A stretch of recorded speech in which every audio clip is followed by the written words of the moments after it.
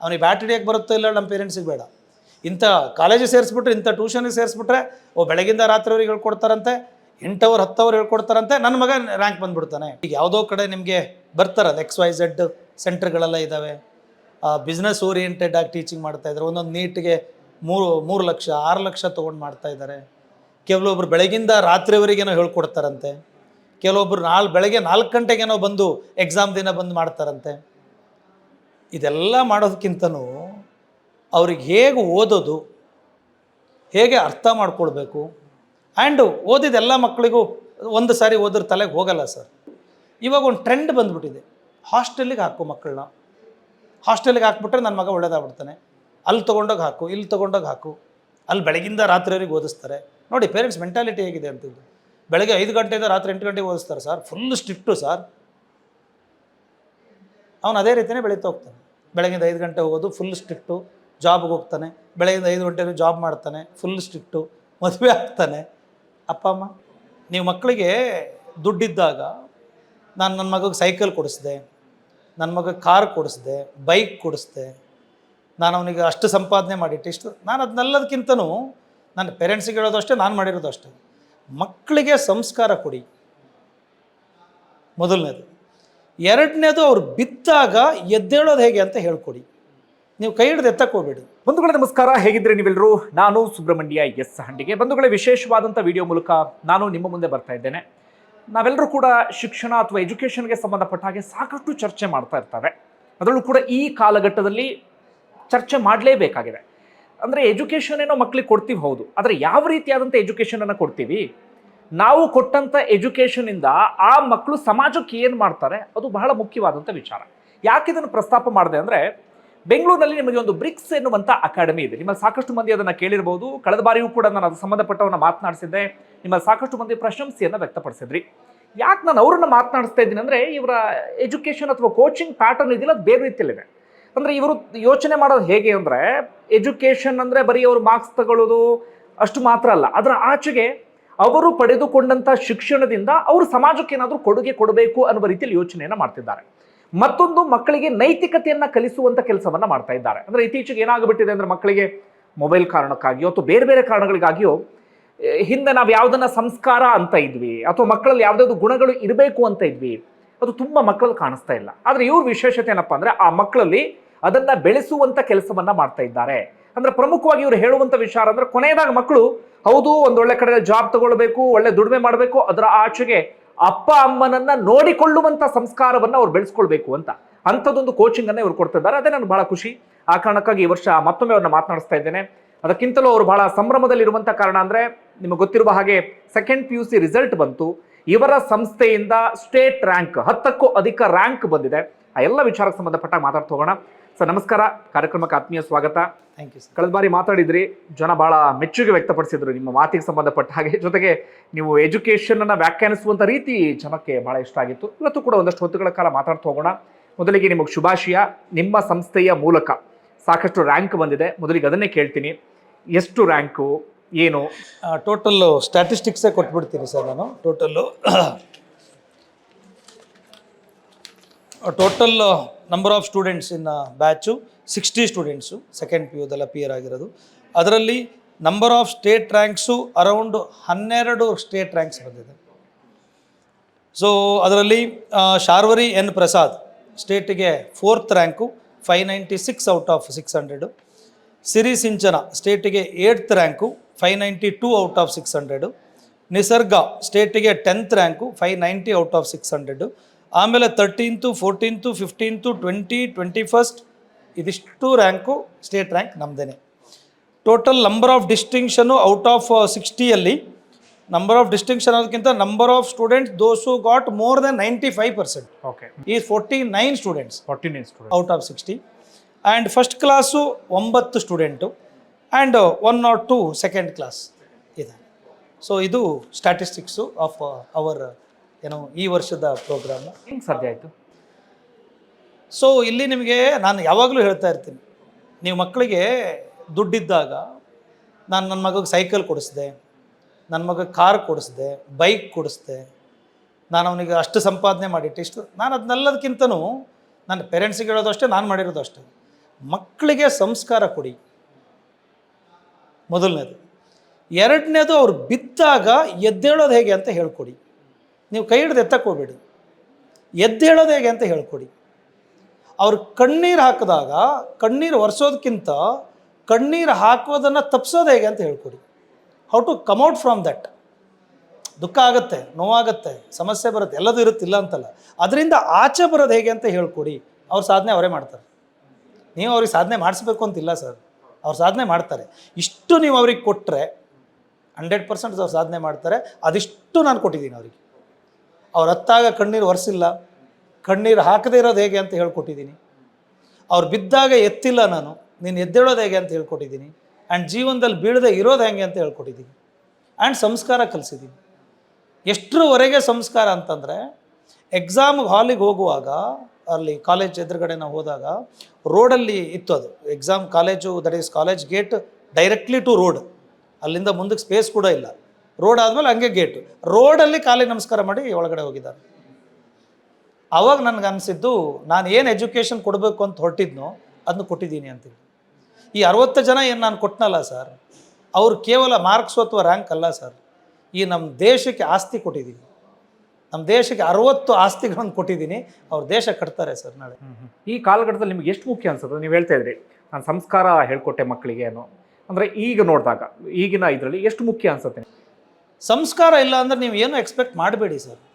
ನೀವು ಸಂಸ್ಕಾರ ಕೊಡೋಕ್ಕೆ ಮಕ್ಕಳಿಗೆ ಆಗಲಿಲ್ಲ ಅನ್ನೋಂಗಿದ್ರೆ, ಪೇರೆಂಟ್ಸ್ ಆಗಲಿ, ಟೀಚರ್ ಆಗಲಿ, ಯಾರೇ ಆಗಲಿ, ಅವರಿಂದ ಏನು ಎಕ್ಸ್ಪೆಕ್ಟ್ ಮಾಡಬೇಡಿ. ಬೇರೆದು ಯಾವುದೂ ಸಾಧ್ಯ ಇಲ್ಲ.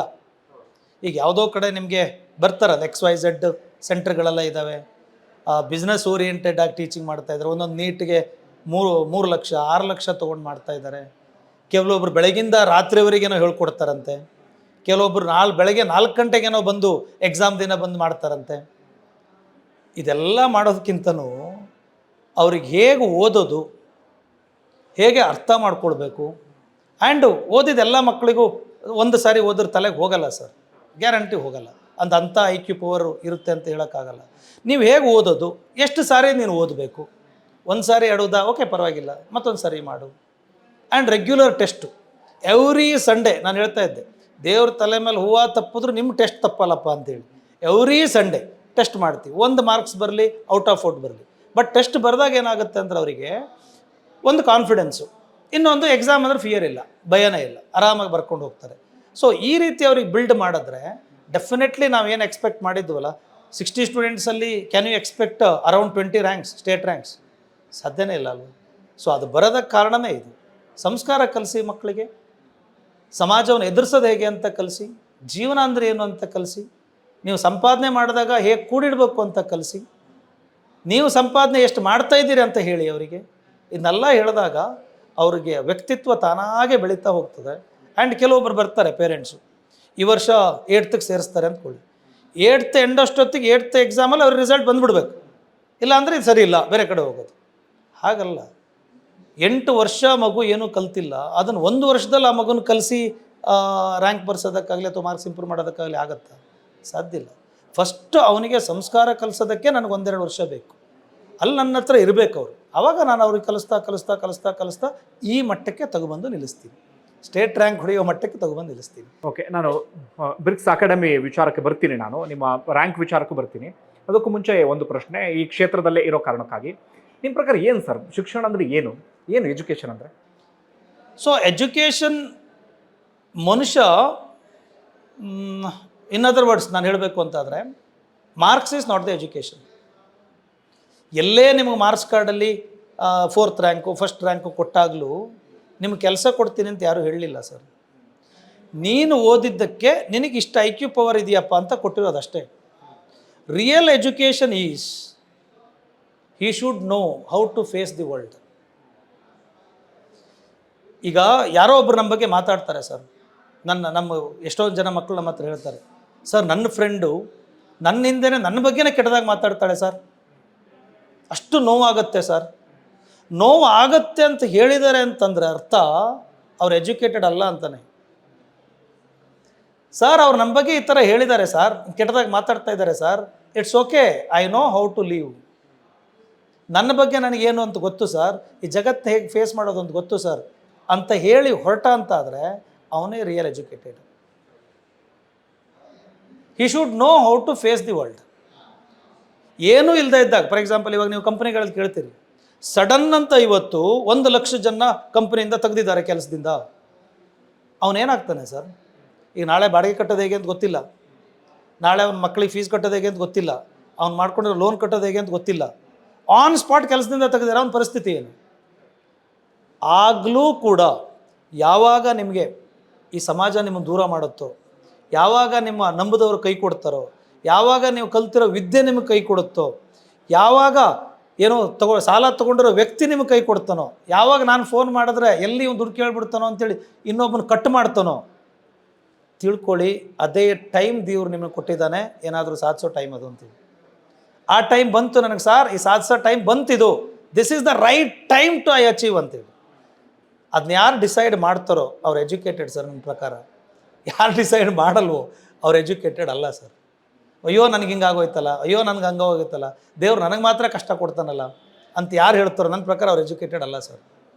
ಯಾವಾಗ ಅತಿ ದೊಡ್ಡ ಕಷ್ಟ ಕೊಡ್ತಾನೋ ಅವತ್ತೇ ಅವನ ಸಾಧನೆ ಮೆಟ್ಲು ಸ್ಟಾರ್ಟ್ ಆಯಿತು ಅಂತ ಅರ್ಥ. ಈ ಭಾವನೆ ಯಾವನಿಗೆ ಹುಟ್ಟುತ್ತೋ he is the educated sir. ಇನ್ನೊಂದು ಪ್ರಶ್ನೆ, ನಾನು ಸುಮ್ಮನೆ ಕೂತ್ಕೊಳ್ಳೋಕೆ ನಾನು ನಿಮಗೆ ಕೇಳ್ತೀರ, ನೀವು ಚೆನ್ನಾಗಿ ಅದನ್ನು ಇದು ಮಾಡ್ತಾ ಇದ್ದೀರಾ ಆ ಕಾರಣಕ್ಕಾಗಿ. ಈಗ ತುಂಬ ಕಡೆಗಳಲ್ಲಿ ಏನಾಗ್ತಿದೆ ಅಂದರೆ, ಈಗ ಅಪ್ಪ ಅಮ್ಮ ಪಾಪ ಮಕ್ಕಳನ್ನು ಚೆನ್ನಾಗಿ ಬೆಳೆಸಿರ್ತಾರೆ, ಒಳ್ಳೆ ಎಜುಕೇಷನ್ ಕೊಡಿಸ್ತಾರೆ, ಮಕ್ಕಳಿಗೆ ಒಳ್ಳೆ ಜಾಬ್ ಸಿಗಲಿ ಅಂತ ಆಶಿಸ್ತಾರೆ, ಜಾಬ್ ಸಿಗೋವರೆಗೂ ಕೂಡ ಇವರು ಶ್ರಮವನ್ನು ಹಾಕ್ತಿರ್ತಾರೆ, ಒಂದು ರೀತಿಯಲ್ಲಿ ತಮ್ಮ ತನು ಮನ ಧನ ಎಲ್ಲವನ್ನೂ ಅರ್ಪಿಸಿಬಿಡ್ತಾರೆ. ಮಕ್ಕಳು ಒಂದು ಹಂತಕ್ಕೆ ಹೋಗಿ ನಿಂತ ಮೇಲೆ, ಅವ್ರ ಬದುಕನ್ನು ಕಟ್ಕೊಂಡ ಮೇಲೆ, ಯಾವ ಅಪ್ಪ ಅಮ್ಮ ಆ ಮಕ್ಕಳಿಗೆ ಅಷ್ಟೆಲ್ಲ ಶ್ರಮ ಹಾಕಿದ್ರು ಅದೇ ಅಪ್ಪ ಅಮ್ಮನ ತಗೊಂಡು ವೃದ್ಧಾಶ್ರಮಕ್ಕೋ ಇನ್ನೊಂದಕ್ಕೋ ತಗೊಂಡೋಗಿ ಸೇರಿಸ್ತಾರೆ. ಏನಕ್ಕೆ ಹಿಂಗೆ ಆಗ್ತದೆ ಸರ್? ಅಂದರೆ ಏನು ನಮ್ಮ ಎಜುಕೇಷನ್ಲೇ ಆ ಸಮಸ್ಯೆ ಆಗ್ತಿರೋದು ಎಲ್ಲಿ? ಎರಡು ಕಡೆ ತಪ್ಪಿದೆ ಸರ್. ಒಂದು, ಅಪ್ಪ ಅಮ್ಮ ಬೆಳೆಸ್ತಿರೋ ರೀತಿ ಮಕ್ಕಳದಿದೆಯಲ್ಲ, maybe there is a mistake ನಾನು ಅಬ್ಸರ್ವ್ ಮಾಡಿರೋದು. ಬಿಕಾಸ್ ಈ ನಡುವೆ ಏನಾಗ್ಬಿಟ್ಟಿದೆ ಅಂತಂದರೆ, ಅಪ್ಪ ಬ್ಯುಸಿ, ಅಮ್ಮ ಬ್ಯುಸಿ, ಅಮ್ಮ ಕೆಲ್ಸಕ್ಕೆ ಹೋಗಬೇಕು, ಅಪ್ಪ ಕೆಲ್ಸಕ್ಕೆ ಹೋಗಬೇಕು, ಹೋಗಲಿ ಪರವಾಗಿಲ್ಲ, ಇಬ್ಬರು ದುಡೀಲಿ ಪರವಾಗಿಲ್ಲ, ನನಗೇನು ಅದನ್ನು ಅಬ್ಜೆಕ್ಷನ್ ಏನಿಲ್ಲ. ದುಡಿದು ಮನೆಗೆ ಬಂದಾಗ 1 ಅವರೋ 2 ಅವರ್ ಇದ್ದಾಗ ಆ ಮಕ್ಕಳ ಜೊತೆ ಕಾಲ ಕಳಿಬೇಕಲ್ಲ ಸರ್, ಟೈಮ್ ಸ್ಪೆಂಡ್ ಮಾಡಬೇಕಲ್ಲ. ಆ ಮಕ್ಕಳ ಜೊತೆ ನಗ್ನಗ್ತಾ ಮಾತಾಡಬೇಕು, ಊಟ ಮಾಡಬೇಕು, ನಿನ್ನ ಕಾಲೇಜಲ್ಲಿ ಏನಾಯಿತು, ಫ್ರೆಂಡ್ಸ್ ಹೆಂಗಿದ್ರು ಅಂತ ಕೇಳಬೇಕು, ಸಾಧ್ಯ ಆದರೆ ಅವ್ರ ಜೊತೆ 10 ನಿಮಿಷ ಆಟ ಆಡಬೇಕು, ಮಾಡಬೇಕಲ್ಲ. ಪೇರೆಂಟ್ಸ್ ಮಾಡ್ತಾ ಇದ್ದಾರೆ ಸರ್. ಮನೆಗೆ ಬಂದ ತಕ್ಷಣ ಅಪ್ಪ ಲ್ಯಾಪ್ಟಾಪ್ ಇಟ್ಕೊಂಡು ಆಫೀಸ್ ಕೆಲಸ, ಅಮ್ಮ ಮೊಬೈಲ್ ಇಟ್ಕೊಂಡು ಇನ್ನೊಂದು ಯಾವುದೋ ಕೆಲಸ. ಈಗ ಮಕ್ಕಳಿಗೆ ಅಪ್ಪ ಅಮ್ಮಳ ಭಾವನೆ ಹೇಗೆ ಬರೋಕ್ಕೆ ಸಾಧ್ಯ ಇದೆ ಸರ್? ನಮ್ಮಪ್ಪ ಹೆಗಲ ಮೇಲೆ ಕೂಡಿಸ್ಕೊಂಡು ಹೋಗಿದ್ದ, ನಮ್ಮಪ್ಪ ಉಪ್ಪು ಚಟ್ಟೆ ಮಾಡ್ಕೊಂಡು ಆಟ ಆಡಿಸಿದ್ದ, ನಮ್ಮಪ್ಪ ಕೂರಿಸ್ಕೊಂಡು ಕುದುರೆ ಮೇಲೆ ಬೆನ್ನ ಮೇಲೆ ಕೂಡಿಸ್ಕೊಂಡು ಕುದುರೆ ಎಲ್ಲ ಮಾಡ್ತಾರೆ, ಆ ಥರ ಆಟ ಆಡಿಸಿದ್ದ. ಆ ಭಾವನೆಗಳೆಲ್ಲ ಅವನಿಗೆ ರೀಕಾಲ್ ಆಗೋದು ಹೆಂಗೆ? ಇವ್ರು ಮಾಡಲೇ ಇಲ್ಲ. ಇನ್ನೂ ಕೆಲವೊಬ್ಬರು ಇದ್ದಾರೆ, ಡೇ ಕೇರ್, 1.5 ವರ್ಷಕ್ಕೆ ಡೇ ಕೇರ್. ಮಕ್ಕಳ ಆ ಥರ ಮಾಡಿದಾಗ, ಅಪ್ಪ ಅಮ್ಮನ ಪ್ರೀತಿ ಸಿಗದೇ ಇದ್ದಾಗ ಆ ಮಗುಗೆ ಅಪ್ಪ ಅಮ್ಮನ ಭಾವನಾತ್ಮಕ ಸಂಬಂಧ ಎಲ್ಲಿ ಹುಟ್ಟುತ್ತೆ? ಇದು ಮೊದಲನೇದು. ಎರಡನೇ ಮಿಸ್ಟೇಕ್ ಆಗ್ತಾ ಇರೋದು ಮನೆಯಲ್ಲಿ ಈಗ ಸದ್ಯಕ್ಕೆ ಒಬ್ಬರೇ ಮಗ ಅಥವಾ ಒಬ್ಬರೇ ಮಗಳು, ಅಣ್ಣ ತಂಗಿ ಜೊತೆ ಬೆಳೆದಿಲ್ಲ, ಅಕ್ಕ ತಮ್ಮನ ಜೊತೆ ಬೆಳೆದಿಲ್ಲ. ಅವನಿಗೆ ಅಕ್ಕ ಅಂದರೆ ಏನು ಅಂತ ಹೇಗೆ ಗೊತ್ತಾಗುತ್ತೆ? ಈಗ ನನಗೆ 2 ಅಮ್ಮ ಅಂತ ಹೇಳ್ತೀನಿ ನಾನು ಯಾವಾಗಲೂ. ಹೆತ್ತಮ್ಮ ನಮ್ಮಮ್ಮ, ನಾನು ಸಾಕಿದ್ದು ನಮ್ಮಕ್ಕ, 2 ಅಮ್ಮದೇರು. ನಾವು ಅಕ್ಕನ ಜೊತೆಲೇ ಬೆಳೆದ್ವಿ, ಅಕ್ಕನ ಜೊತೆಲೇ ಮಲ್ಕೊಂಡ್ವಿ, ಅವಳ ಜೊತೆನೇ ತಿಂದ್ವಿ, ಅವಳ ಜೊತೆನೇ ಬೆಳೆದ್ವಿ. ಆ ಪ್ರೀತಿ ಎಷ್ಟು ಜನ ಮಕ್ಕಳಿಗೆ ಅಕ್ಕನ ಪ್ರೀತಿ ಸಿಕ್ಕಿದೆ ಸರ್? ಎಷ್ಟು ಜನ ತಮ್ಮದಿರಿ ಸಿಕ್ಕಿದೆ? ಅಕ್ಕ ತಮ್ಮ ತಂಗಿ ಜೊತೆ ಬೆಳೆದಿಲ್ಲ ಅಂತಂದಾಗ ಫ್ಯಾಮಿಲಿ ಬಾಂಡಿಂಗ್ ಹೆಂಗೆ ಹುಟ್ಟಕ್ಕೆ ಸಾಧ್ಯ ಇದೆ? ಯಾವಾಗ ಹುಟ್ಟಲ್ವೋ ಆವಾಗ ಇದಾಗಲ್ಲ. ಮೂರನೇದು, ಇವಾಗ ಒಂದು ಟ್ರೆಂಡ್ ಬಂದುಬಿಟ್ಟಿದೆ, ಹಾಸ್ಟೆಲಿಗೆ ಹಾಕು ಮಕ್ಕಳನ್ನ. ಹಾಸ್ಟೆಲಿಗೆ ಹಾಕ್ಬಿಟ್ರೆ ನನ್ನ ಮಗ ಒಳ್ಳೇದಾಗ್ಬಿಡ್ತಾನೆ, ಅಲ್ಲಿ ತೊಗೊಂಡೋಗಿ ಹಾಕು, ಇಲ್ಲಿ ತೊಗೊಂಡೋಗಿ ಹಾಕು, ಅಲ್ಲಿ ಬೆಳಗಿಂದ ರಾತ್ರಿವರೆಗೆ ಓದಿಸ್ತಾರೆ. ನೋಡಿ ಪೇರೆಂಟ್ಸ್ ಮೆಂಟಾಲಿಟಿ ಹೇಗಿದೆ ಅಂತಿದ್ದು. ಬೆಳಗ್ಗೆ 5 ಗಂಟೆಯಿಂದ ರಾತ್ರಿ 8 ಗಂಟೆಗೆ ಓದಿಸ್ತಾರೆ ಸರ್, ಫುಲ್ ಸ್ಟ್ರಿಕ್ಟು ಸರ್. ಅವನು ಅದೇ ರೀತಿಯೇ ಬೆಳೀತಾ ಹೋಗ್ತಾನೆ. ಬೆಳಗಿಂದ 5 ಗಂಟೆ ಹೋಗೋದು, ಫುಲ್ ಸ್ಟ್ರಿಕ್ಟು. ಜಾಬ್ಗೆ ಹೋಗ್ತಾನೆ, ಬೆಳಗಿಂದ 5 ಗಂಟೆಗೆ ಜಾಬ್ ಮಾಡ್ತಾನೆ, ಫುಲ್ ಸ್ಟ್ರಿಕ್ಟು. ಮದುವೆ ಆಗ್ತಾನೆ. ಅಪ್ಪ ಅಮ್ಮ ಹಾಗಾಗಿ ಮಕ್ಕಳನ್ನು ನಮ್ಮ ಜೊತೆ ಇಟ್ಟು ಬೆಳೆಸಬೇಕು. ನಮ್ಮ ಪ್ರೀತಿ ಅವ್ರಿಗೆ ಸಿಗಬೇಕು, ಅವ್ರ ಪ್ರೀತಿ ನಮಗೆ ಸಿಗಬೇಕು, ಒಂದು ಫ್ಯಾಮಿಲಿ ಬಾಂಡಿಂಗ್ ಆಗಬೇಕು. ಆವಾಗ ನೀವು ಅನಾಥಾಶ್ರಮಕ್ಕೆ ಹೋಗೋದೆಲ್ಲ ತಪ್ಪುತ್ತೆ, ಯಾವುದೂ ಇರಲ್ಲ. ಯಾಕಂದರೆ ಅವನಿಗೆ ಅನಾಥಾಶ್ರಮಕ್ಕೆ ಬಿಟ್ಟು ಬರಬೇಕಾದ್ರೆ ಕೈ ನಡುಗುತ್ತೆ. ಯಾಕಂದರೆ ಅಪ್ಪ ಅಮ್ಮನ ಬಿಟ್ಟಿರೋಕ್ಕಾಗಲ್ಲ, ಅವನಿಗೆ ಆಗಲ್ಲ. ಈಗ ನನ್ನ ಮಕ್ಕಳೇ 1-2 ದಿನ ಎಲ್ಲಾದರೂ ಊರಿಗೆ ಹೋಗಬೇಕು, ಅಪ್ಪ ಅಮ್ಮ ಎಲ್ಲಿದ್ದಾರೆ ಅಂತಂದ್ರೆ ಫೋನ್ ಮಾಡೋಕ್ಕೆ ಸ್ಟಾರ್ಟ್ ಮಾಡ್ತಾರೆ, ಅಪ್ಪ ಕರ್ಕೊಂಡು ಹೋಗು, ಅಮ್ಮ ಕರ್ಕೊಂಡು ಹೋಗು. ಅವ್ರು ಇರೋಕ್ಕಾಗಲ್ಲ. ಇದೇ ಬಾಂಡಿಂಗು ಕಡೆವರೆಗೂ ಇರ್ತದೆ. ನೀವು ಯಾವಾಗ ಅವರಿಗೆ ಬಾಂಡಿಂಗ್ ತಪ್ಪಿಸ್ತಿರೋ, ಹಾಸ್ಟೆಲ್ಗೆ ಹಾಕೋದು ಅದು ಇದು ಮಾಡ್ತಿರೋ, ಅಥವಾ ಯಾವಾಗ ಮಾರ್ಕ್ಸಿಂದ ಓಡೋಗ್ತಿರೋ, ಈಗ ಪೇರೆಂಟ್ಸು ಸ್ಕೂಲಿಂದ ಬಂದ ತಕ್ಷಣ, ಕಾಲೇಜಿಂದ ಬಂದ ತಕ್ಷಣ ಏನು ಕೇಳಬೇಕು ಸರ್? ಫಸ್ಟು ಮಗ ಹೊಟ್ಟೆ ಹಸ್ತಿದೆಯಾ, ಊಟ ಆಯಿತಾ, ಊಟ ಮಾಡ್ತೀಯಾ ಕೇಳಬೇಕಲ್ಲ. ಪೇರೆಂಟ್ಸ್ ಏನು ಕೇಳ್ತಾ ಇದ್ದಾರೆ ಸರ್? ಎಷ್ಟು ಮಾರ್ಕ್ಸ್ ಬರುತ್ತೆ, ಏನು ಹೋಮ್ವರ್ಕ್ ಕೊಟ್ಟರು, ಎಲ್ಲಿ ತೆಗಿ.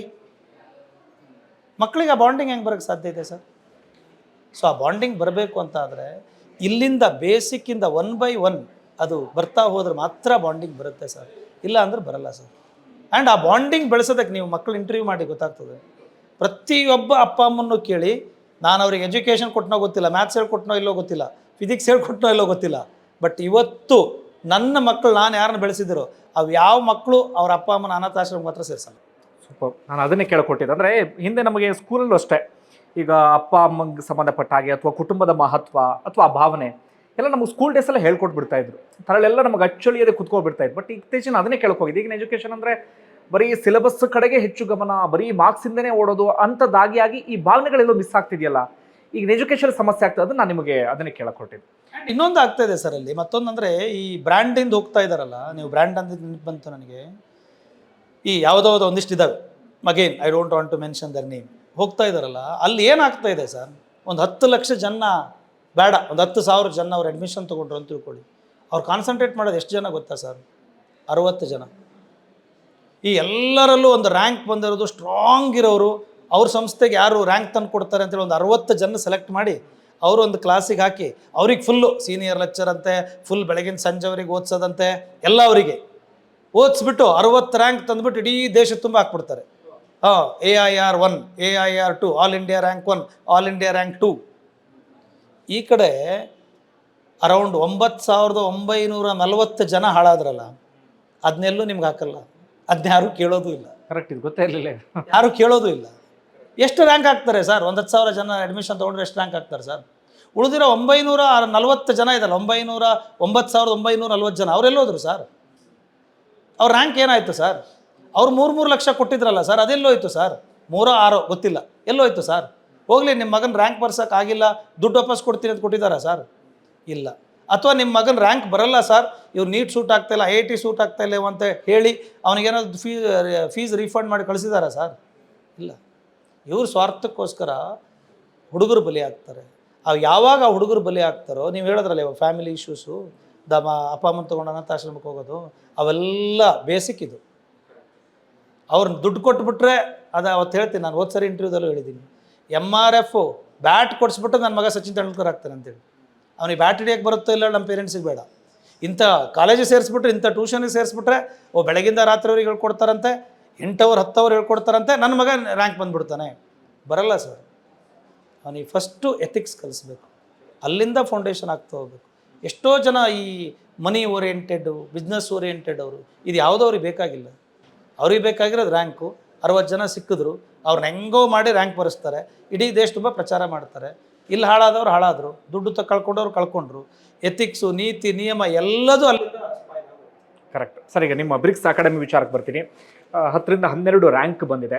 ನಿಮ್ಮ ಆ ಪ್ರೋಸೆಸ್ ಹೇಗಿತ್ತು? ಅಂದರೆ ಹೇಗೆ ಹೇಳ್ಕೊಟ್ರಿ, ಹೇಗೆ ಅವನ್ನ ರೆಡಿ ಮಾಡಿದ್ರಿ, ಹೇಗೆ ಇವತ್ತು ಅವರೆಲ್ಲರೂ ಆ ಹಂತವನ್ನು ಅಚೀವ್ ಮಾಡೋದಕ್ಕೆ ಸಾಧ್ಯ ಆಯಿತು? ಮೇಜರ್ ಅಂದರೆ ಅವರಿಗೆ ಫ್ರೀ ಮೈಂಡ್ ಕೊಟ್ಟೆ ಸರ್ ನಾನು. ಬಿ ಫ್ರೀ, ಟೆನ್ಷನ್ ತೊಗೊಂಡು ಓದಬೇಡ, ಬೆಳಗಿಂದ ಸಂಜೆವರೆಗೆ ಓದಬೇಡ, ಅವಶ್ಯಕತೆ ಇಲ್ಲ. ಫ್ರೀ ಆಗಿರು, ಬಿ ಕಾಮ್, ಬಟ್ ರೆಗ್ಯುಲರ್ ಆಗಿರು. ಒಂದೇ ಒಂದು ದಿನ ನೀನು ಅಬ್ಸೆಂಟ್ ಆದೆ ಅಂದರೂ ನಿನಗೆ ರ್ಯಾಂಕ್ ಬರಲ್ಲ ಅಂತ ಹೇಳಿದ್ದೆ. ನೀವು ಈಗ ರ್ಯಾಂಕ್ ಬಂದವ್ರು ಒಟ್ಟರು ಕೇಳಿಬೇಕಾದ್ರೆ ವರ್ಷದಲ್ಲಿ 1 ದಿನ ನಾನು ರಜೆ ಹಾಕಿದಾರ ಕೇಳಿ. And including Deepavali, including Ganesha Chauthi, ನಾನು ಬೆಳಗ್ಗೆ 6 ಗಂಟೆಗೆ ಓಪನ್ ಮಾಡಿದ್ದೀನಿ. ಇನ್ಕ್ಲೂಡಿಂಗ್ ನನ್ನ ಬರ್ತಡೇ, ನಾ ರಜೆ ತೊಗೊಂಡಿಲ್ಲ. ಮನೇಲೆಲ್ಲ ಇರ್ತವೆ, ಅದು ಬರ್ತಡೇ ದಿನನೂ ಇರಲ್ಲ, ಅವೆಲ್ಲ ಇರ್ತವೆ. ಬಟ್ ಫಸ್ಟ್ ಪ್ರಿಫರೆನ್ಸ್ ಈಸ್ ಮಕ್ಕಳು. ಅವ್ರಿಗೆ ಡಿಸಿಪ್ಲಿನ್ ಕಲಿಬೇಕು. ಬೆಳಗ್ಗೆ 5 ಗಂಟೆಗೆ ಎದ್ದೇಳಲೇಬೇಕು ಕಂಪಲ್ಸರಿ. ಸೊ ಬೆಳಗ್ಗೆ 1-2 ಅವರ್ ಪಾಠ ಕೇಳಬೇಕು, ಆಮೇಲೆ ಸ್ವಲ್ಪ ರಿಲ್ಯಾಕ್ಸು, ತಿಂಡಿ ಗಿಂಡಿ ತಿನ್ಕೊಂಡು, ಆಮೇಲೆ ಒಂದು 5ರಿಂದ 6 ಅವರ್ ಪಾಠ ಕೇಳಬೇಕು, ಆಮೇಲೆ 1 ಅವರ್ ಮತ್ತೆ ರಿಲ್ಯಾಕ್ಸು, ಆಮೇಲೆ ಮತ್ತೆ 1-2 ಅವರ್ ಓದಬೇಕು. ಆ್ಯಂಡ್ ಗ್ರೌಂಡಿಗೆ ಕರ್ಕೊಂಡೋಗಿ ಆಟ ಆಡಿಸ್ತೀನಿ ಸರ್. ಮೇಲ್ಗಡೆ ಸ್ಪೋರ್ಟ್ಸ್ ಕ್ಲಬ್ ಮಾಡಿದ್ದೀವಿ. ಮಧ್ಯಾಹ್ನ 1-2 ಯಾವಾಗ ನಾವು ಊಟಕ್ಕೆ ಬಿಡ್ತೀವೋ ಆವಾಗ ಮೇಲ್ಗಡೆ ಕರ್ಕೊಂಡೋಗಿ ಒಂದು 15 ನಿಮಿಷದಲ್ಲಿ ಊಟ ಮಾಡಿಬಿಡ್ತಾರೆ ಮಕ್ಕಳು. 1-3/4 ಗಂಟೆ ಆಟ ಆಡಿಸ್ತೀನಿ. ಆಟ ಆಡಬೇಕು, ಖುಷಿಯಿಂದ ಇರಬೇಕು, ಜಾಲಿ ಆಗಿರಬೇಕು. ಆ್ಯಂಡ್ ಮನೇಲಿ ಅವರಿಗೆ ಪ್ರೆಷರ್ ಇರಬಾರ್ದು. ಅಯ್ಯೋ ನಿನ್ನ ಮಾರ್ಕ್ಸ್ ಎಷ್ಟು ಬಂತು, ನೀನು ರ್ಯಾಂಕ್ ಬರಬೇಕು, ನೀನು ಬೇರೆ ಹುಡುಗರು ಕಂಪೇರ್ ಮಾಡೋದು, ಅದನ್ನೆಲ್ಲದು ಪೇರೆಂಟ್ಸ್ ಮೀಟಿಂಗಲ್ಲಿ ಬಿಡಿಸ್ಬಿಟ್ಟಿದ್ದೆ ನಾನು. ಯಾವ್ದು ಪ್ರತಿ ಪೇರೆಂಟ್ಗಳು ನಿಮ್ಮ ಮಕ್ಕಳು ನೀವು ಕೇಳಕ್ಕೆ ಹೋಗಬೇಡಿ, ನಾನು ಇದ್ದೀನಿ, ನಾನು ನೋಡ್ಕೋತೀನಿ. ಇನ್ನೊಬ್ರಿಗೆ ಕಂಪೇರ್ ಮಾಡೋದು, ಅವ್ರ ಮಗಳು ಅಷ್ಟು ತಗೊಳ್ದು ನಿನಗೆ ಮಾಡೋದಕ್ಕೇನು, ನಿನಗೆ ಅದನ್ನು ಕೊಡಿಸ್ದೆ, ಇದನ್ನು ಕೊಡಿಸ್ದೆ, ಬೈಕ್ ಕೊಡಿಸ್ದೆ, ನಿನಗೆ ಏನು ಬೇಕು ಸವಲತ್ತು ಮಾಡಿಕೊಟ್ಟೆ ಅಂತ ಹೇಳೋದು. ಯಾರು ಕೇಳಿದ್ರು ಸರ್? ನನಗೆ ಬೈಕ್ ಕೊಡಿಸು, ನಂಗೆ ಸವಲತ್ತು ಮಾಡಿಕೊಡು ಅಂತ ಯಾರು ಕೇಳಿದ್ರು ಸರ್? ಇವ್ರಿಗೆ ದುಡ್ಡಿದೆ ತೋರಿಸ್ಕೊಳಕ್ಕೆ ಇವ್ರು ಮಾಡಲಿ ಪರವಾಗಿಲ್ಲ. ಬಟ್ ಮಕ್ಕಳನ್ನ ಕೇಳಿದ್ರ? ಮಕ್ಕಳು ಕೇಳಿದ್ದು ಅಪ್ಪ ಒಂಚೂರು ಪ್ರೀತಿ ಕೊಡು, ಮನೆಗೆ ಬಂದ ಪ್ರೀತಿಯಿಂದ ಮಾತಾಡಿಸು. ಪ್ರತಿ ಪೇರೆಂಟ್ಸ್ ಮೀಟಿಂಗಲ್ಲೂ ನಾನು ನಮ್ಮ ಪೇರೆಂಟ್ಸಿಗೆ ಹೇಳಿದ್ದೇನೆ, ನಿಮ್ಮ ಮನೆಗೆ ಬಂದಾಗ ನಿಮ್ಮ ಮಕ್ಕಳಿಗೆ ಏನು ಓದಿದೆ, ಎಷ್ಟು ಮಾರ್ಕ್ಸ್ ಬಂತು, ಏನು ಹೋಮ್ವರ್ಕ್ ಕೊಟ್ಟರು, ನೀವು ಕುತ್ಕೊಂಡು ಹೋಮ್ವರ್ಕ್ ಮಾಡಿಸೋದು, ಓದು ಅಂತ ಹೇಳೋದು ಏನೂ ಮಾಡಬೇಡಿ. ಸ್ಟ್ರಿಕ್ಟಾಗಿ ಹೇಳ್ಬಿಟ್ಟಿದ್ದೆ, ಏನೂ ಮಾಡಬೇಡಿ. ನಿಮಗೇನಾದರೂ ಮಾಡಬೇಕು ಅಂತಿದೆಯಾ ಅವ್ರ ಜೊತೆ ಕುತ್ಕೊಂಡು ಊಟ ಮಾಡಿ, ಪ್ರೀತಿಯಿಂದ ನಾಲ್ಕು ಮಾತಾಡಿ, ಹರಟೆ ಹೊಡೀರಿ ಮನೇಲಿ. ಯಾವಾಗ ಇದನ್ನು ಮಾಡಿದ್ನೋ ಅಲ್ಟಿಮೇಟ್ಲಿ ರ್ಯಾಂಕ್ ತಾನಾಗೆ ಬಂತು. ಅವ್ರಿಗೆ ಏನು ಬೇಕಿತ್ತು ಆ ವಾತಾವರಣ ಸಿಕ್ತು ಸರ್. ಆ್ಯಂಡ್ ಕೆಲವೊಬ್ಬರು ಇನ್ನೊಬ್ಬರು ರ್ಯಾಂಕ್ ಬಂದಿದ್ದಾರೆ, ಅವರು ಸೆಕೆಂಡ್ ಪಿ ಯುದಲ್ಲಿ ಅವ್ರ ತಾಯಿನ ಕಳ್ಕೊಂಡ್ರು. ತಾಯಿ ಕಳ್ಕೊಂಡು ಒಬ್ಬಳೇ, ಅವಳೇ ಅಡುಗೆ ಮಾಡಿ ಮನೇಲಿ ಅಪ್ಪಗೂ ಹಾಕ್ಕೊಂಡು ತಾನೂ ಮಾಡಿಕೊಂಡು ಬಂದು ಪ್ರತಿದಿನ ಅವಳು ಕಣ್ಣೀರಿಗೆ ಹಾಕದೇ ಇದ್ದಂಗೆ ನೋಡ್ಕೊಂಡಿದ್ದು ನಾನು. ಕಣ್ಣೀರು ಹಾಕೋದಕ್ಕೆ ಬಿಟ್ಟೇ ಇಲ್ಲ ಅದು, ಕಣ್ಣೀರು ವರ್ಷ ಪ್ರಯತ್ನ ಮಾಡಲಿಲ್ಲ, ಕಣ್ಣೀರು ಹಾಕೋಕ್ಕೆ ಬಿಟ್ಟಿಲ್ಲ ಅದು. ನೀನು ರ್ಯಾಂಕ್ ಬರಬೇಕು, ಬರ್ತೀಯಾ, ಇದೇ ನಿಮ್ಮ ಅಮ್ಮಗೆ ನೀನು ಕೊಡೋ ಗೌರವ ಅಂತ ಹೇಳಿದ್ದೆ. ಇವತ್ತು ರ್ಯಾಂಕ್ ಕೊಡೋದು 4th ರ್ಯಾಂಕ್. ಹೇಳ್ತಾ ಇರೋದು ಮಕ್ಕಳ ಮೇಲೆ ಯಾವ ಪ್ರೆಷರು ಹಾಕ್ಲಿಕ್ಕೆ ಹೋಗ್ಬೇಡಿ, ಇನ್ಸ್ಪೈರ್ ಮಾಡಿ. ನಿನ್ನ ಹತ್ರ ಆಗುತ್ತೆ, ನೀನು ಮಾಡು, ಮಾಡೇ ಮಾಡ್ತಾನೆ. You can do it at any cost. ನಿನ್ನ ಹತ್ರ ಆಗಲ್ಲ ಅಂತ ಮಾತ್ರ ಹೇಳ್ಬೇಡಿ, ಎನಿ ಕಾಸ್ಟ್. ನಿನ್ನ ಹತ್ರ ಆಗಲ್ಲ, ನಿನ್ನ ಹತ್ರ ಏನೂ ಮಾಡೋಕ್ಕಾಗಲ್ಲ, don't say that. Say every time. ಪ್ರತಿ ಸಾರಿ ನನ್ನ ಮಗ ಬಂದ್ಕೊಂಡು ಪ್ರತಿ ಟೆಸ್ಟ್ ಆದಾಗೂ ಹೇಳ್ತಾನೆ, ಪಪ್ಪ ಮೊಟ್ಟೆ ಬಂತೀವಿ ಸರಿ ಅಂತೀವಿ. ಪ್ರತಿ ಟೆಸ್ಟಲ್ಲೂ ಯಾವಾಗಲೂ ಅವರು ಸ್ಕೂಲಿಂದ ಒಂದು ಲೆಟ್ರ್ ಕಳಿಸೋರು, ಮಾರ್ಕ್ಸ್ ಕಡಿಮೆ ಬಂದರೆ ಈ ಸರಿ TC ತೊಗೊಂಡು ಹೋಗ್ತೀನಿ ಅಂತೇಳಿ ಬರೆದು ಪೇರೆಂಟ್ಸ್ ಹತ್ರ ಸೈನ್ ಹಾಕ್ಸ್ಕೊ ಬನ್ನಿ ಅಂತೇಳಿ. ನಾನು ಪ್ರತಿ ಸಾರಿ ಅವ್ನು ಬರ್ಬೇಕಾದ್ರೆ ಭಯ ಪಡ್ತಾ ಇದ್ದೆ, ಪಪ್ಪ ಏನಾರು ಬೈದು ಬಿಡ್ತಾರೆ ಹೇಳಿ. ಒಂದೇ ಒಂದು ಮಾತು ಅವನಿಗೆ ಕೇಳಿಲ್ಲ. ಯಾಕೆ ಮಗ ಫೇಲ್ ಆದೆ, ಯಾಕೆ ನಾನು TC ತೊಗೋಬೇಕು, ಮೇಸ್ಟ್ರೆಲ್ಲ ಬರ್ಕೊಡ್ತಾ ಇದ್ದಾರೆ, ನನಗೆ ಅವಮಾನ ಯಾವತ್ತೂ ನಾನು ಹೇಳಲಿಲ್ಲ. ಸೈನ್ ಹಾಕಿದೆ, ಹೋಗು ಮಗ, ಏನು ಪ್ರಾಬ್ಲಮ್ ಇಲ್ಲ, ಹೋಗು. ಬಟ್ ಒಂದು ತಿಳ್ಕೊ, ನಿನಗೆ ಎಷ್ಟು ಮಾರ್ಕ್ಸ್ ಬರುತ್ತೆ ಅಂತ ನಾನು ಯಾವತ್ತೂ ಕೇಳಲ್ಲ, ಇವತ್ತು ಕೇಳಿಲ್ಲ, ಮುಂದೆನೂ ಕೇಳಲ್ಲ. ಬಟ್ ಮಾಡೋ ಕೆಲಸ ನಿಯತ್ತಿಂದ ಮಾಡು. ಓಕೆ ಸರ್, ಈಗ ಇಲ್ಲಿವರೆಗೆ ಆಯಿತು. ಮುಂದೆ ಇದೆಲ್ಲವನ್ನು ನೋಡಿದ್ಮೇಲೆ ಬ್ರಿಕ್ಸ್ ಅಕಾಡೆಮಿ ಸೇರಬೇಕು ಅಂತ ಒಂದಷ್ಟು ಜನ ಅಂದ್ಕೊಳ್ತಾರೆ. ಯಾರ್ಯಾರಿಗೆ ನಿಮ್ಮಲ್ಲಿ ಕೋಚಿಂಗ್ ಇದೆ, ಅಂದರೆ ಎಲ್ಲಿಂದ ಎಲ್ಲಿವರೆಗೆ ಕೋಚಿಂಗ್ ಇದೆ, ಏನೇನು ಮಾಡ್ತೀರಿ, ಮುಂದೆ ಹೇಗೆ ಅಂತ? 8th ಇಂದ 2nd PU ವರೆಗೂ ಕೋಚಿಂಗ್ ಇದೆ ಸರ್ ನಮ್ಮಲ್ಲಿ.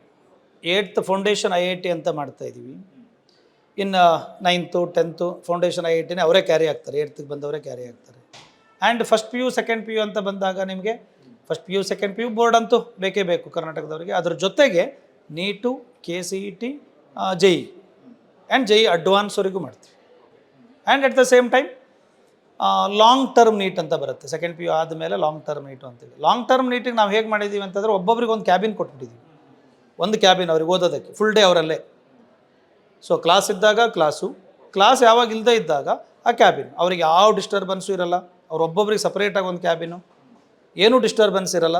ಆ್ಯಂಡ್ ಹೇಗಿದೆ, ಲಾಸ್ಟ್ ಟೈಮ್ ಹೇಳಿದ್ದೆ ನಾನು, ಈ ಸಾರಿನೂ ಹೇಳ್ತಾ ಇದ್ದೀವಿ, ಅವರಿಗೆ ಏನು ರ್ಯಾಂಕ್ ತರಿಸ್ತೀನಿ ಅಂತ ನಾನು ತೊಗೊಂಡಿದ್ನಲ್ವ, ಆ ರ್ಯಾಂಕ್ ತರಿಸಿಲ್ಲ ಅಂದರೆ ಅವ್ರ ಫೀಸ್ ಅವ್ರು ರಿಟರ್ನ್ ಮಾಡ್ತೀವಿ. ಇದೊಂದು ಚಾಲೆಂಜ್ ಮಾಡ್ತಿದ್ದೀರಾ?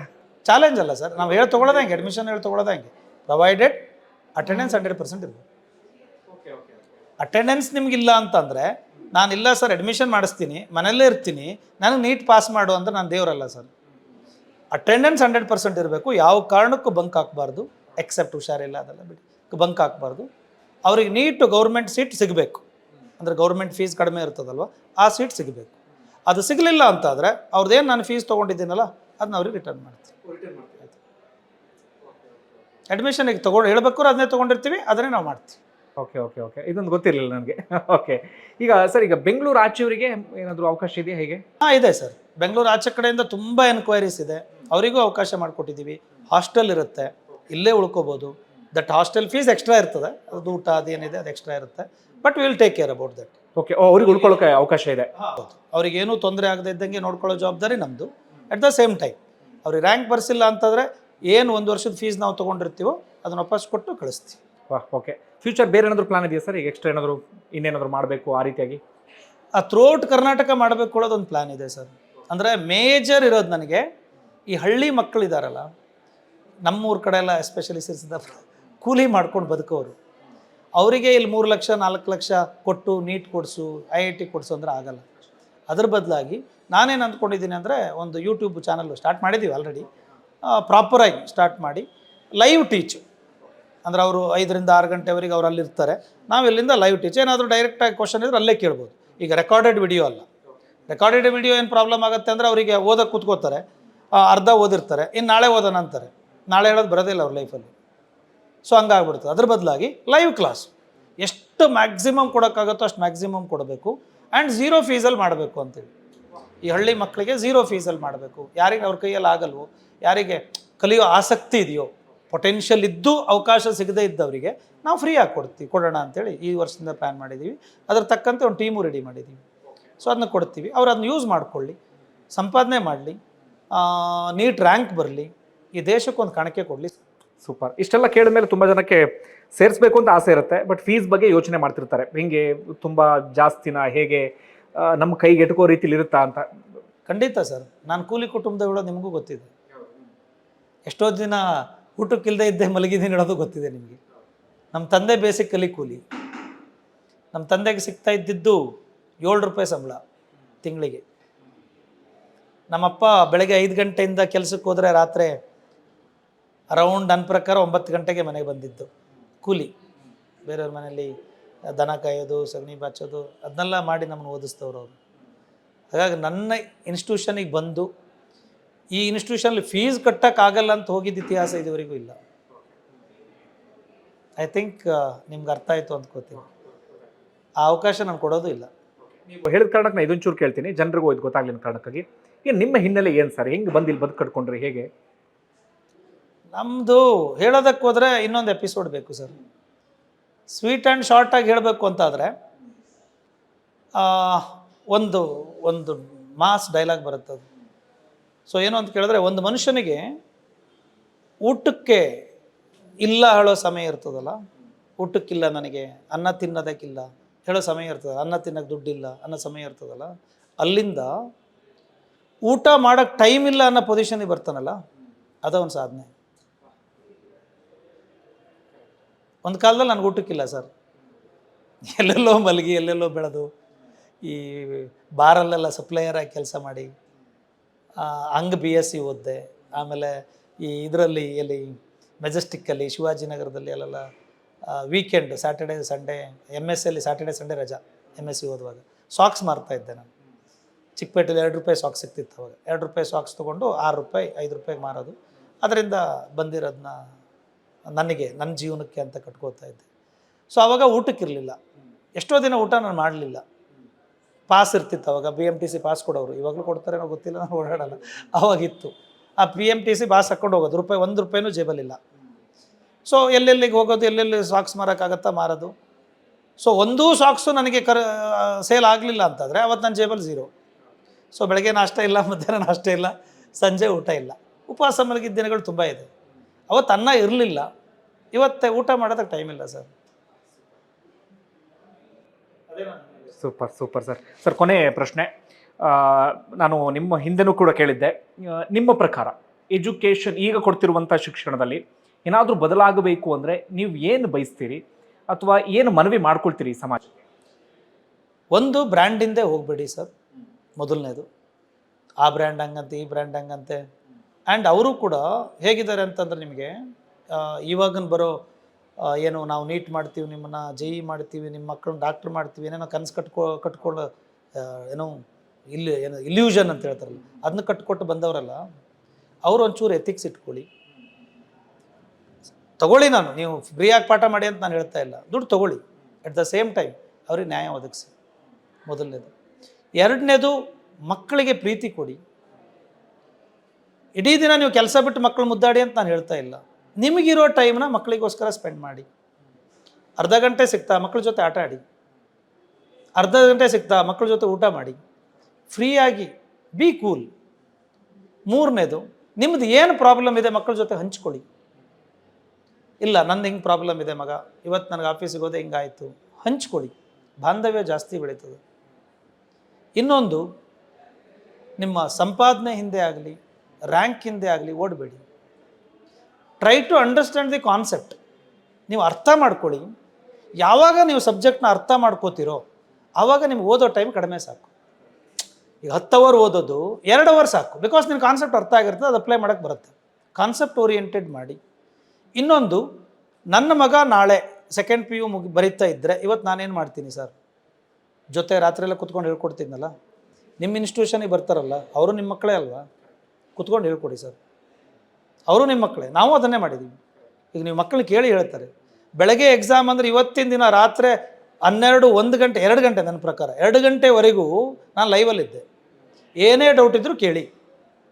ನೀವು ಬುಕ್ ತೆಗೆದು ಅಲ್ಲಿ ChatGPT ಹಾಕಿ ಹುಡುಕಿ ಲೇಟ್ ಆಗ್ತದೆ, ಅದು ಬೇಡ.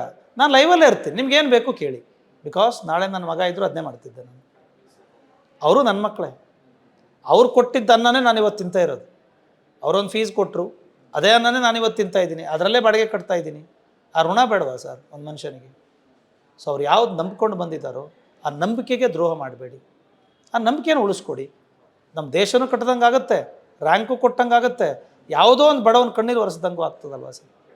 ಅವ್ರ ಅಪ್ಪ ಅಮ್ಮನ ದುಡ್ಡು ತೊಗೊಂಡು ಅವರೆಲ್ಲೋ ಸಾಲ ಮಾಡಿಕೊಂಡು ಅವರು ಒಡವೆ ಮನೆ ಬೆಳೆ ಗಿಳೆ ಎಲ್ಲ ಮಾರಿ ನನ್ನ ಮಗಳು ಡಾಕ್ಟ್ರ್ ಆಗಲಿ ಹೇಳಿ ಕಟ್ಟಿ ಅವಳಿಗೆ ರ್ಯಾಂಕ್ ಬರದೇ ಇದ್ದಾಗ ಅವಳಿಗೆ ಆಗೋ ನೋವು ಅದು ನಿಮ್ಗೆ ತಾಗಲ್ವ ಸರ್? ಗೊತ್ತಾಗಲ್ವ ಸರ್? ಗೊತ್ತಾಗತ್ತಲ್ವ? ಗೊತ್ತಾಗುತ್ತೆ ಅಂದರೆ ಆ್ಯಸ್ ಅ ಎಜುಕೇಟೆಡ್ ನೀವು ಅದನ್ನು ಮಾಡೋ ಸರಿನಾ? ಹಾಗಾಗಿ ನಾನು ಹೇಳೋದು, ನನ್ನ ಕಡೆಯಿಂದ ನಾನು ಹೇಳೋದೇನಂತ ಹೇಳಿದ್ರೆ, ನಾನು ಎಲ್ಲಿಯವರೆಗೆ ಇರ್ತೀನೋ ಈ ಫೀಲ್ಡಲ್ಲಿ ಅಲ್ಲಿಯವರೆಗೂ ಅವ್ರಿಗೆ ನ್ಯಾಯ ಒದಗಿಸಿ. Super. Okay, thank you sir. Okay, ಇಲ್ಲಿವರೆಗೆ ನಮ್ಮ ಜೊತೆಗೆ ಬ್ರಿಕ್ಸ್ ಅಕಾಡೆಮಿಯ ಹಿತೇಂದ್ರ ನಾಯ್ಕ್ ಅವರಿದ್ದರು. ನಾನು ಮತ್ತೆ ಅದನ್ನೇ ಹೇಳ್ತಾ ಇರೋದು, ನಾನು ನಿಮಗೆ ಇಲ್ಲಿಗೆ ಬನ್ನಿ ಅಂತ ಒತ್ತಾಯ ಮಾಡ್ತಾ ಇಲ್ಲ. ನಾನು ಅವ್ರನ್ನ ನೋಡ್ತಾ ಇದ್ದೀನಿ ಬಹಳ ಸಮಯದಿಂದ, ಅವ್ರ ಕೆಲಸವನ್ನು ಕೂಡ ನಾನು ಗಮನಿಸ್ತಾ ಇದ್ದೇನೆ. ನನಗೆ ಬಹಳ ಇಷ್ಟ ಆಗ್ತಿದೆ. ಇಂಥವ್ರೊಬ್ಬರು ಬೇಕು, ಈ ರೀತಿಯಾಗಿ ಸಮಾಜವನ್ನು ತಾವು ಕೊಡುವಂಥ ಕೋಚಿಂಗ್ ಮೂಲಕ ಬದಲಾಯಿಸಬೇಕು ಅಂತ ನಾನು ಕೂಡ ಅಂದ್ಕೊಳ್ತಾ ಇದ್ದೇನೆ. ಹೀಗಾಗಿ ಇಲ್ಲಿಗೊಮ್ಮೆ ಬನ್ನಿ, ಆರಾಮಾಗಿ ಭೇಟಿ ಕೊಡಿ. ನಾನು ಅಡ್ರೆಸ್ಸು, ಫೋನ್ ನಂಬರ್ ಎಲ್ಲವನ್ನೂ ಕೂಡ ಮೆನ್ಷನ್ ಮಾಡಿರ್ತೀನಿ. ಇಲ್ಲಿ ಬನ್ನಿ, ಅವ್ರ ಜೊತೆಗೆ ಒಂದಷ್ಟು ಹೊತ್ತುಗಳ ಕಾಲ ಕೂತ್ಕೊಳ್ಳಿ. ನಿಮಗೆ ಇಷ್ಟ ಆಯಿತು ಅಂತ ಆದರೆ ನಿಮ್ಮ ಮಕ್ಕಳನ್ನ ಇಲ್ಲಿಗೆ ಆರಾಮಾಗಿ ಸೇರಿಸಬಹುದು. ಧನ್ಯವಾದ. ಮುಂದಿನ ವಿಡಿಯೋದಲ್ಲಿ ಮತ್ತೊಮ್ಮೆ ಸಿಗ್ತೀನಿ. Thank you.